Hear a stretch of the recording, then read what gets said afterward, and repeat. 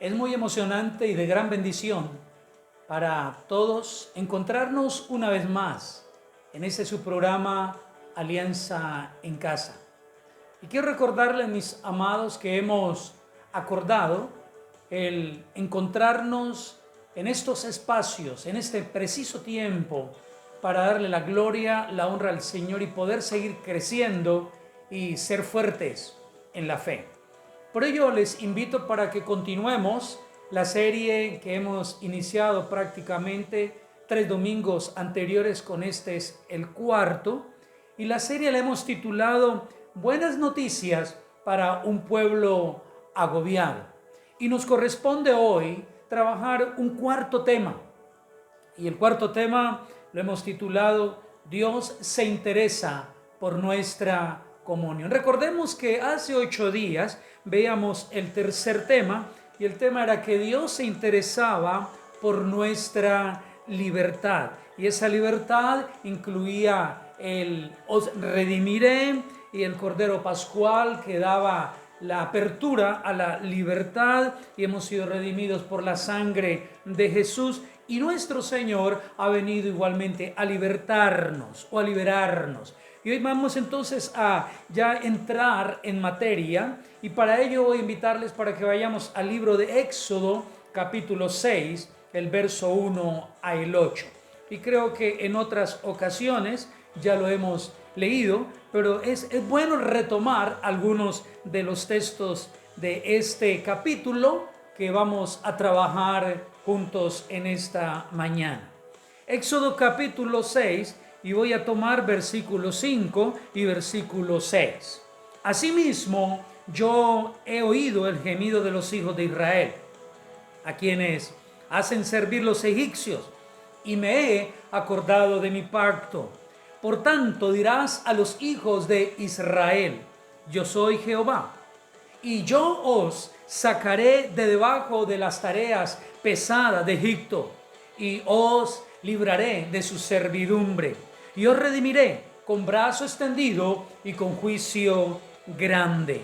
Es lo que leemos de la experiencia que el pueblo vivió, pero también la voz de Dios hablando de manera esperanzadora a el pueblo de Israel. Dios se interesa por nuestra comunión. Y quiero que tomemos el verso número 7 del libro de Éxodo capítulo 6. Y dice el verso 7: y os tomaré por mi pueblo, y seré vuestro Dios, y vosotros sabréis que yo soy Jehová vuestro Dios, que os saco de debajo de las tareas pesadas de Egipto. Y os tomaré, y os tomaré. Bueno, mis amados, aquí la sangre, la frase a destacar en este versículo, que está totalmente unida a la comunión, es: os tomaré por mi pueblo. Os tomaré por mi pueblo. Y a propósito, es necesario que en esta noche definamos el término comunión. Y hay 2 definiciones que quiero compartirlas con ustedes. La primera definición es: comunión es la unión de 2 o más cosas en lo que tienen en común. Hay una segunda definición, y es comunidad de personas que profesan una misma religión o comparten una misma ideología política. ¿A qué nos lleva esta definición? Nos lleva a entender, mis amados, que el propósito de Dios para con el pueblo y del pueblo para con Dios era tener comunión. Y siempre cuando hablamos comunión hablamos de entrelazar nuestras manos así, o tomarnos, o quizás enganchar nuestros brazos. Eso es en el aspecto externo, pero la comunión va más allá de algo externo, es interno, un acercarnos, un estar muy conectados, un corazón a corazón, un pensamiento a pensamiento. ¿Y cuál es la propuesta de Dios? Era el tener comunión. Y ese tener comunión se basa en lo fundamental. Y le dice Dios: bueno, si ustedes, pueblo, entienden que es tener comunión, entonces yo quiero que ustedes entiendan algo, y es: yo en esta comunión voy a ser su Dios. Han tenido dioses, al igual como los egipcios lo han tenido, y a través de todo el tiempo en desobediencia han tenido filiación con otros dioses que no han sido el Dios grande y poderoso que yo soy. Por eso esa comunión la vamos a basar en que yo voy a ser su Dios. Y me surge una pregunta: ¿qué ha hecho el Dios de la esclavitud? Posiblemente es la pregunta que se hicieron los israelitas en aquel tiempo. Y el mismo Moisés, viendo la dinámica en la que venía el pueblo y lo que estaba sucediendo en el pueblo, posiblemente cuestionó a algunos líderes también o padres de aquellas familias y les podría haber preguntado: permítanme especular un poquitito, ¿qué ha hecho el Dios de la esclavitud?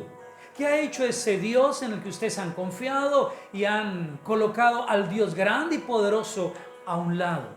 Y creo que la respuesta fue muy sincera. Bueno, el Dios de la esclavitud los ha controlado de manera desesperante. También ha causado dolor en sus vidas. Ha recibido el pueblo azotes, incluso han vivido las instancias de el miedo, el pavor, las preocupaciones no sanas, problemas incluso sin resolver, quizás el licor, quizá la droga, otro tipo de vivencias malsanas, aflicción en el alma y algunas limitaciones en la capacidad de cada uno de ellos. Y quiero también hacer una segunda pregunta: ¿qué ha hecho y qué puede seguir haciendo el Dios proponente, que es el Dios de la libertad en Cristo? ¿Qué ha hecho en la vida del hombre? ¿Qué anhela seguir haciendo? Y anexo a ello, en la libertad en la que Cristo ha querido incursionar en la historia del ser humano. Y hay un primer hecho, y es dar seguridad de su presencia. Y dice en el verso 7, os tomaré. Ahí está intrínsecamente la presencia de Dios. El pueblo no puede ir sin Dios. Él dice: yo los tomaré. O sea que hay una relación muy estrecha. Donde Dios va, también va el mismo pueblo. Y Mateo capítulo 28, el verso número 20 dice: y el mismo Jesús se presenta y le dice allí: y aquí yo estoy con vosotros todos los días hasta el fin del mundo.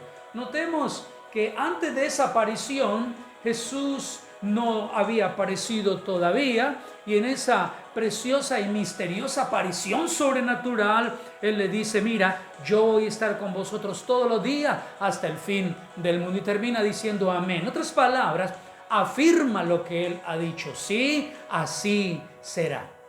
Mi amado hermano, creo que el Dios quien le promete a Moisés que estaría con el pueblo al salir de la esclavitud e ir rumbo a la libertad, ese Dios que le prometió que estaría con ellos también está con nosotros. Y Él te dice y me dice: he aquí yo estoy con vosotros todos los días. No estaré, estoy hoy en el presente y continuaré estando con ustedes. Pero también hay un segundo hecho de la propuesta de Dios a través de la libertad en la persona de su Hijo Jesucristo, y es: los guiaré, y los guiaré de noche con la columna de fuego, y los guiaré de día con la nube. Y es interesante, mis hermanos, que aquí esa figura de la columna de fuego y con la nube es tipo de la presencia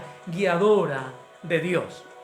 Y esto no era un fenómeno natural, era un fenómeno sobrenatural, la presencia guiadora de Dios para con el pueblo. Y notemos que aparentemente uno percibe que habían dos columnas: la columna de fuego en la noche y la columna, o mejor, la nube que les acompañaba en el día. Pero no eran dos columnas, era una sola, porque ese es Dios. Cuando Dios promete algo, el mismo Dios que prometió lo cumple. Las circunstancias para Él no son el problema. lo que debemos darle a nosotros es el espacio que les digno de ocupar en cada instante o en cada momento que vivamos. Y esa compañía o esa guía, como promesa, estaba asociada con el ángel de Jehová o con el ángel de Dios. Y notemos cómo en el capítulo 14, el verso número 19, dice: y el ángel de Dios que iba delante del campamento de Israel se apartó e iba en pos de ellos. Y asimismo la columna de nube que iba delante de ellos se apartó y se puso a sus espaldas. Qué grandiosa experiencia la del pueblo de Israel. Aparentemente ellos se sentían solos, pero la confirmación de la compañía del Señor iba allí. Adelante el ángel de Jehová y detrás iba la columna, la nube acompañándole. Mi amado, hoy el Señor va delante de nosotros guiándonos a través de su ángel. El ángel de Jehová campe alrededor de los que le temen y los defiende ante el adversario, ante el miedo, ante el terror, ante la adversidad. Pero también Él va detrás de nosotros con esa nube de protección, guardándonos en todo momento y en toda circunstancia. Él te guiará de noche y Él te guiará igualmente de día. Pero el capítulo 23, también verso 20 al 23 dice: he aquí yo envío mi ángel delante de ti. Y él lo enviaba con un propósito, para que te guarde, dice el verso 20. Y el 23 dice: porque mi ángel irá delante de ti y te llevará. Qué interesante el término ángel. Y quiero que nos entremos un poquitito más en detalle, mis amados. Y esto se trata de una referencia al ángel de Jehová y se distingue del Señor, que habla acerca de él como otra persona. Y sin embargo es identificado con él en razón de que perdona el pecado y que el nombre del Señor está en él, según el verso 21. Ni Moisés ni ningún otro mensajero se ajusta a tales descripciones. Y la clave de la seguridad, del acompañamiento a la victoria o conquista, es la presencia de este ángel. Y quiero darles una noticia grande, mis amados, que este ángel es el prototipo del Cristo encarnado. Por eso hoy Cristo va delante de nosotros, Cristo va atrás de nosotros, y en algún momento ese ángel, como presencia de Dios, nos acompaña en todo momento. Por eso no hay que temer las noticias, no hay que temer de algunas circunstancias adversas, porque Él ha prometido: el ángel de Jehová acampa alrededor de nosotros. La presencia del Señor va adelante como guardia o como retaguardia. Pero hay un tercer hecho que nos deja ver la propuesta de Dios en darnos libertad en Cristo, y es que Él suplirá todas nuestras y tus necesidades. Y quiero que hagamos un paralelo entre la esclavitud y en la libertad. Y no olvidemos que en la esclavitud, ¿qué era lo que traía la esclavitud? Aparentemente se estaban solucionando las necesidades del pueblo de Israel en la esclavitud. Pero quiero recordarles que en tres dimensiones el pueblo de Israel, mi amado, aparentemente para ellos había solución de sus necesidades, pero la esclavitud no traía soluciones. La esclavitud traía enfermedad. Y la Biblia nos enseña a través del relato de la experiencia del pueblo que trajo enfermedad física, trajo cansancio, trajo agotamiento, trajo dolor, trajo epidemias, trajo plagas, trajo tantas cosas que pusieron al pueblo de Israel en un momento muy difícil en la historia de las familias y en la historia de cada uno de ellos. Pero también la esclavitud trajo enfermedades en el alma, trajo rencor, trajo ira, trajo enojo, trajo maldiciones o maledicencias, trajo palabras groseras, palabras atrevidas, y todo eso, día tras día, la esclavitud le llevaba a una enfermedad aguda. Pero en una tercera área también había enfermedad, y era en lo espiritual. Su fe día tras día se iba enfermando, porque no se les permitía ejercitar la fe. Y cuando la fe no se ejercita, la fe va rumbo a la muerte. El pueblo de Israel estaba siendo acribillado, permítanme el término, frente a la confianza en el Dios único. Y su fe estaba terminando en muerte. Pero también desconocían la voz de Dios a través de su palabra. Eso hacía que su fe se fuera muriendo día tras día. No había búsqueda, no había intimidad con Dios. De tal manera que el pueblo de Israel en la esclavitud no pudo suplir sus necesidades fundamentales, integrales. No se dio a lo que Dios estaba reclamando, y era ocupar el primer lugar, darle gloria, darle honra, darle alabanza, ofrecerle ofrenda, ofrecerle diezmo, ofrecerle primicia. Y quizás al pueblo de Israel se le olvidó un principio a través de esta frase: lo que yo quiero está detrás de lo que doy. Dios les había dado muchas cosas al pueblo de Israel a pesar de que estaban en la esclavitud. Y Él les dice: lo que yo quiero está detrás de lo que les he dado. Y el pueblo no lo entendió. Sí, mi hermano, el Señor suple, pero ¿qué estamos dando nosotros a Él? Y el pueblo en un momento le decía a Moisés: ¿para qué nos sacaste de Egipto? Allí comíamos, allí dormíamos, allí bebíamos, allí teníamos nuestras habitaciones, no teníamos que estar quizás caminando. Pero el pueblo se encontraba esclavo, no había libertad. Y Dios venía para responder a sus necesidades. Por ello, miremos, mis hermanos, cómo la libertad no trae enfermedad, sino que trae sanidad. Vale la pena que tengamos en cuenta esto. La libertad trae sanidad física. Isaías 53, 6, 5 dice: y por su llaga fuimos nosotros curados. Por su llaga fuimos nosotros curados. Y la palabra dice que el calzado y el vestido de ellos no se acababa, no se agotaba, porque allí estaba la sanidad física, allí estaba la sanidad para cubrir su cuerpo. Pero también la libertad en Cristo trae sanidad almática. Primera de Juan capítulo 1, el verso 7 dice: y la sangre de Jesucristo, su Hijo, nos limpia de todo pecado. El pecado que afecta la moral, el pecado que afecta la mente, las emociones, la voluntad. Cristo Jesús vino a traer libertad, libertad de lo moral, a limpiar el pecado para que nuestra alma pudiera ser sana. Pero en tercer lugar, la libertad que Dios promete al pueblo y que nos promete a nosotros también es del orden espiritual. Y Juan 8:36 dice: así que si el Hijo libertare, seréis verdaderamente libres. El Señor no está jugando a que vamos a ver si pueden ser libres. No, la libertad que Cristo ofrece es verdadera. Esté convencido de ello, mi amado hermano.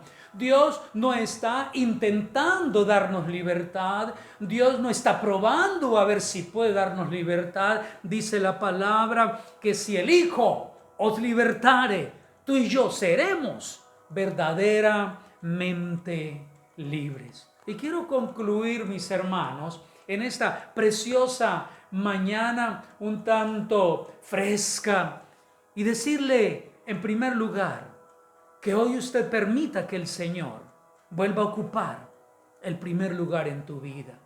El pueblo de Israel había desechado la presencia de Dios por la esclavitud.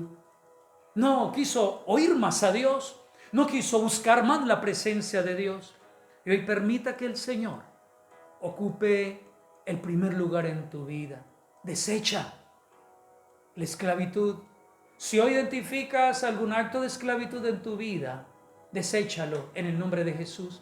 Y dígale: Jesús, hoy te estoy dando a ti el primer lugar. Te estoy dando el señorío en mi vida. Ocúpalo, Señor. Mi amado, reconcíliate con Dios. Volvamos al diseño inicial de comunión con el Señor.